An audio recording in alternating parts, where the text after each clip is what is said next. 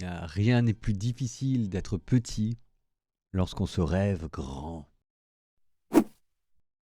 À ce moment-là, les disciples s'approchèrent de Jésus et lui dirent : « Qui donc est le plus grand dans le royaume des cieux ?» Alors Jésus appela un petit enfant, il le plaça au milieu d'eux et il déclara : « Amen, je vous le dis, si vous ne changez pas pour devenir comme les enfants, vous n'entrerez pas dans le royaume des cieux.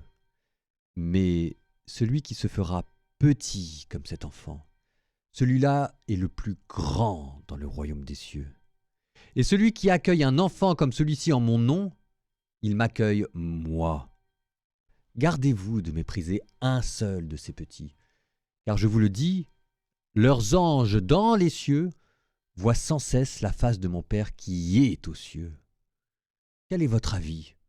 Si un homme possède 100 brebis et que l'une d'entre elles s'égare, ne va-t-il pas laisser les 90 autres dans la montagne pour partir à la recherche de la brebis égarée ? Et s'il arrive à la retrouver, amen, je vous le dis, il se réjouit pour elle plus que pour les 99 qui ne se sont pas égarés. C'est ainsi que votre Père qui est aux cieux ne veut pas qu'un seul de ses petits soit perdu.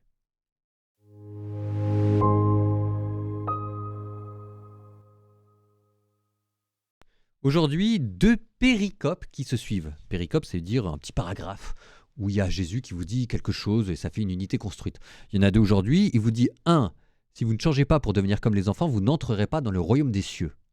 Ok ? Et ensuite, deuxième péricope, la brebis perdue. Ok. Bon. Sauf que c'est deux péricopes qui se suivent. Alors on pourrait tout à fait dire que c'est deux péricopes, deux extraits qui, dans la tête des premiers chrétiens, il y avait comme une collection des paroles de Jésus et qu'on les a mis tant bien que mal les unes à la suite des autres pour en faire une sorte de patchwork. Ok, moi j'aime jamais trop ça, je trouve que c'est un peu trop facile et je me dis qu'il doit y avoir un lien. Il doit y avoir un lien entre le fait de devenir comme un enfant et le fait d'aller chercher les brebis perdues. Et voilà ce que je me suis dit. Cet homme qui possède 100 brebis, et si l'une d'entre elles s'égare, il va laisser les 99 autres pour aller partir à la recherche de celle qui s'est perdue. Dans la tête des premiers chrétiens, dans la tête des pères de l'Église ici, les 99 brebis qui n'ont pas besoin du salut, c'est les anges. Et donc là, vous avez le Fils qui quitte la compagnie des anges pour s'incarner et partir à la recherche de la brebis perdue. Ok, et je reviens maintenant à la péricope précédente. Amen, je vous le dis, si vous ne changez pas pour devenir comme les enfants. Et moi, ce que je me suis dit, c'était que devenir comme les enfants, c'est un peu comme l'incarnation, c'était vouloir se faire proche, vouloir ressembler à ceux qui étaient loin de l'Église, parce qu'en fait, les enfants ici, c'est pas les gentils petits-enfants qui sont innocents.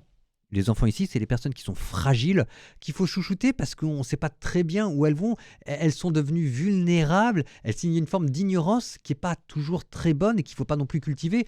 Devenir comme les enfants ici, ça ne veut pas dire ressembler aux enfants dans leur fragilité et dans leur ignorance, ça veut dire se faire proche, essayer d'adopter leur langage, essayer de les accueillir pour ce qu'ils sont. Enfin bref, devenir comme un enfant, devenir comme une de ces personnes qui est loin de l'Église, qui est fragile, qu'il faut chouchouter. Et c'est là où en fait, on peut faire de la véritable évangélisation. Donc moi, ce que je vous propose, c'est plutôt que de voir deux péricopes qui n'ont rien à voir l'une avec l'autre, d'essayer de vous dire qu'en fait, c'est la réponse du berger à la bergère, si jamais je puis dire, mais qu'en fait, on est en train de parler de la même chose, mais de deux manières différentes. Dans un cas, on est en train de parler des enfants, dans l'autre cas, on est en train de parler des brebis perdues, mais et si c'était la même chose ?